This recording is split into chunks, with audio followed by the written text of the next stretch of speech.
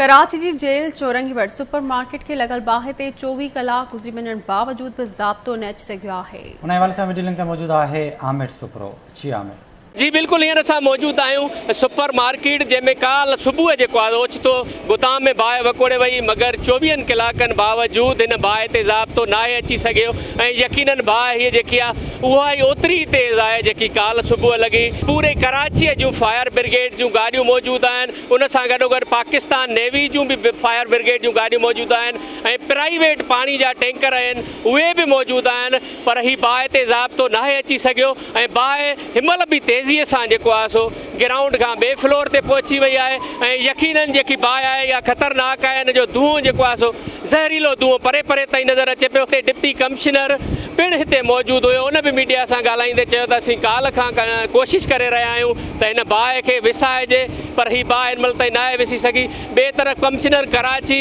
मोहम्मद इक़बाल मेमण पिणु हिते आयो आहे, हीअ जाइ ॾिठी अथई ऐं उन मीडिया सां ॻाल्हाईंदे चयो आहे त यकीनन ही बिल्डिंग जेकी आहे इंतिहाई ख़तरनाक थी वई आहे ऐं मुसलसल बाहि जे करे हिन में क्रेक अची विया आहिनि। ॿिए तरफ़ हुन इहो बि चयो आहे त हीअ सुपर स्टोर में जेको गैर क़ानूनी गोदाम ठहियलु हुयो हीअ उन में बाहि लॻी आहे, जंहिंमें तेल गिहु उन सां गॾोगॾु खाइण पीअण जूं शयूं हुयूं उहे मुकमल तबाह थी विया आहिनि। ॿिए तरफ़ जेकी वर्कर आहिनि बाहि विसाईंदड़ उहे अंदरि कोन था दाख़िल थी सघनि, हीअ ॿाहिरां पाणी ज़रूरु जेको आहे सो अंदरि विझी रहिया आहिनि, जेको पाणी वरी वापसि अचे थो।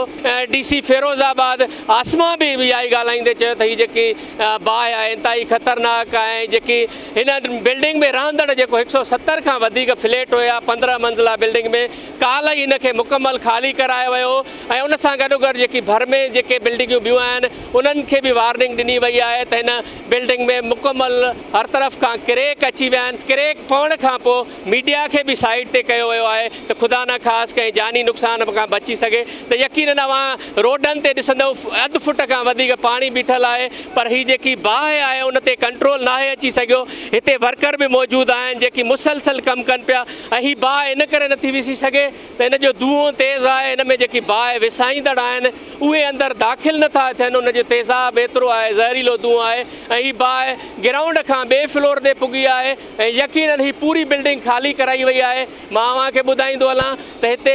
रेस्क्यू 1122 सां गॾोगॾु पूरी कराची जी इंतिज़ामिया आहे, पर 24 कलाक गुज़रण बावजूदु हिन बाहि ते बाज़ाब्ता ज़ाब्तो नाहे अची सघियो ऐं बाहि में अञा बि तेज़ी ईंदी थी वञे। हीअ मां अव्हांखे ॿुधाईंदो हलां त हीअ जेके फायर ब्रिगेड जूं गाॾियूं पिणु मौजूदु आहिनि। हीअ जेको कैमरामैन अव्हांखे ॾेखारे त छित जे आख़िर 15 मंज़िल ताईं धुओं नज़र अचे थो ऐं गुज़रंदड़ रोड ते जेके माण्हू आहिनि उन्हनि खे बि ज़हरीलो धुओं जेको आहे मुतासिर करे रहियो आहे। यकीनन इंतिज़ामिया सां गॾोगॾु मिनिस्टर रिहेबिलिटेशन जेको ग़ुलाम रसूल चांडियो आहे उन बि हिते विज़िट कई आहे, उन बि इहो ई चयो आहे त असीं कोशिशि करे रहिया आहियूं त पहिरियां बाहि विसायूं, उन खां पोइ इन ते असां जेको आहे इंक्वायरी कयूं त हीअ जेको गैर क़ानूनी गोदाम ठहियलु हो सुपर मार्केट में उहो कंहिंजी इजाज़त सां ठाहियो वियो ऐं ॿिए तरफ़ जेके रिहायशी आहिनि उहे बि मायूसी जो शिकार हुअनि त असांजा जेके फ्लैट हुया उहे बि हू ख़ाली करे हितां हलाए विया आहिनि ऐं बिल्डिंग जेकी आहे हीअ सुपर स्टोर जी हिनखे मुकमल ख़तरनाक करार ॾेई छॾियो आहे। जी